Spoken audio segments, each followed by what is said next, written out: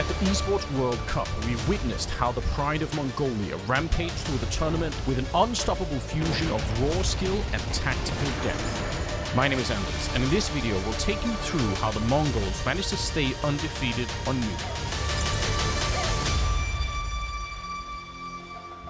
The yard on Nuke is really the central part of the map because with just a few smokes, the T side can turn the map into a guessing game for the defending CT. The question of how many, if any, Ts have made their way down the B stairs is critically important for the defense to be able to move the players before it is too late. The Mongols played Nuke a total of 3 times during the tournament, and first up was 3D Max in the quarterfinals. The opening pistol round is a powerful display of trust and mechanics, throwing in Techno 4K like a human flashbang towards the ramp. His role is simply to clear the first corner and the right hand side, while his teammates fall in behind and take down Lucky, who is playing the first box on ramp. The Mongols spend the next 3 rounds throwing the classic smoke wall outside in order to successfully get their team down towards B. No deception and no mind games yet. But in round 5, we see a different version of the outside smoke wall. A setup that keeps gravity, marker and body in the area. At the same instant, Exorcise is caught getting onto the T-roof by Techno 4K. This prompts a very fast retreat by the Mongols team where they set up on the lobby to fake an A attack before they go ramp. This works because the T-roof position that Techno was in earlier already suggests to 3D Max that an attack on A is imminent. Gravity and body move into position to defend the A bomb site. The very next round unfolds similarly, but Messinio is caught as the smoke fades in the yard. The rest of the team once again retreat back to the lobby. They send 9-10 to the T-roof to Molotov the hut roof, while they burn out the back of the vent corner and smoke the A main mini position. All of this happens with perfect synchronicity. The whole spectacle is followed by a shower of flashbangs that allow for the team to drop down the vent to B where not a single CT is defending.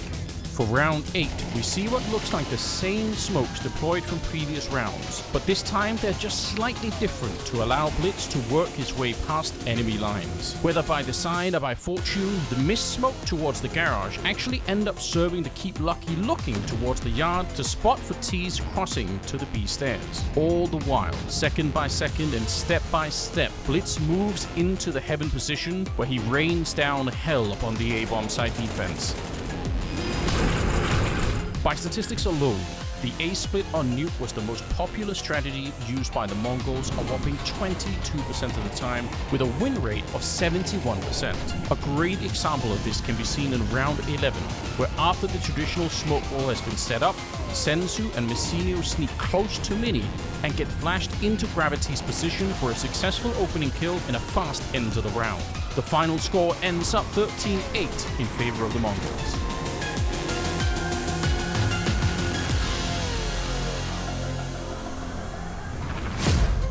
The semi-final against tournament favorites Vitality ended up being all about the CT side of Nuke. The Mongols won 10 out of 12 rounds defending the map. The game plan involved a lot of CT side aggression.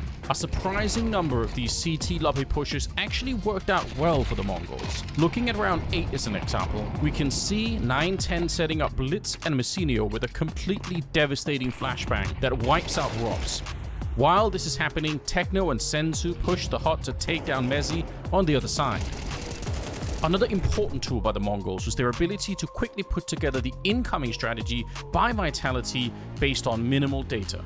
In round 5, the Mongols throw 3 HE grenades to blow open the smoke wall in the yard. On the 3rd grenade, they spot and catch Apex, ultimately killing him.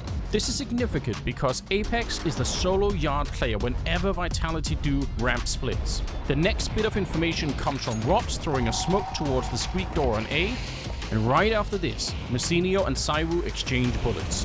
All of this is enough to trigger a fast rotation by both 9-10 and Blitz towards the ramp to help Messinio and secure the round. In the second half of the game, the Mongols once again execute the exact same pistol round they did in the quarterfinals against 3D Max. Vitality still end up losing the round.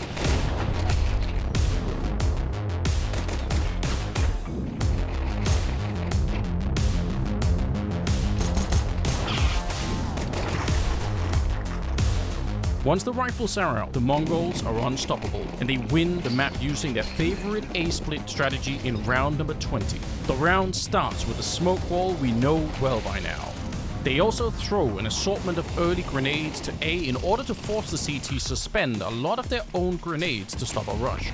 After this, they wait with Sensu and Techno on the silo, and the rest inside ready to go as soon as the squeak door smoke is about to expire.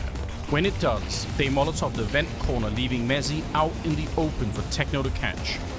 And they also Molotov Heaven to stop anyone from helping out in time. They end up winning Nuke 13-7.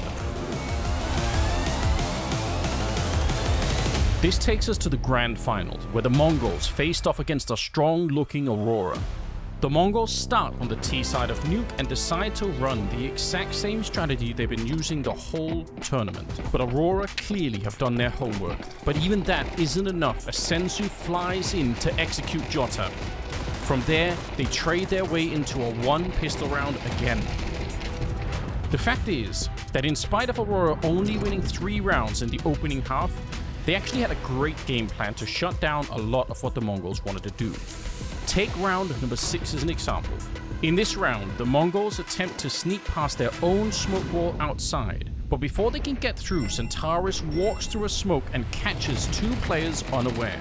But somehow Techno finds a crazy timing against Jota holding the ramp smoke. He then throws his own smoke towards the hell position. Woxic is close enough to hear the smoke and the gamble works. Techno walks through his own smoke and Woxic never suspects a thing, and they end up winning the 5v3 from that point on.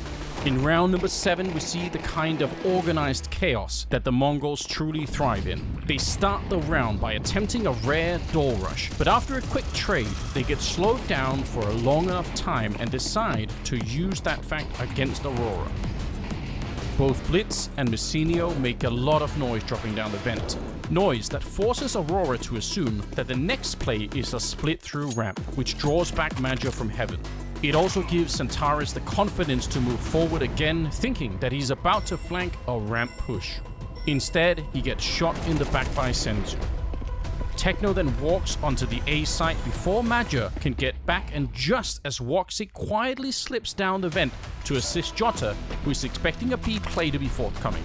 That B play never happens, because Techno takes down Magia in heaven, and that triggers Blitz and Messinio to get back up through the vent onto A, catching Woxic along the way.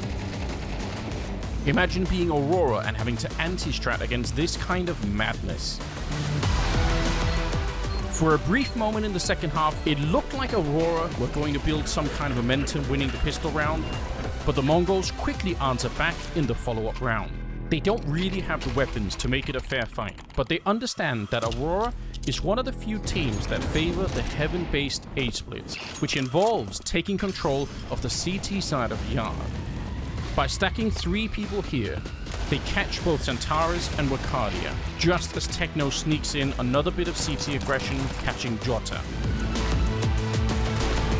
From there on out, the money is never recovered by Aurora. Their round deficit is too big, and in sublime fashion, the Mongols win the grand final of the Esports World Cup with a 13-4 scoreline on Nuke. I hope you've enjoyed this video. If you want to see more breakdowns like this, then don't forget to leave a like and give us a comment here. I want to know if you guys think that the Mongols are about to be the new #1 team in the world, if this is the beginning of an era for them.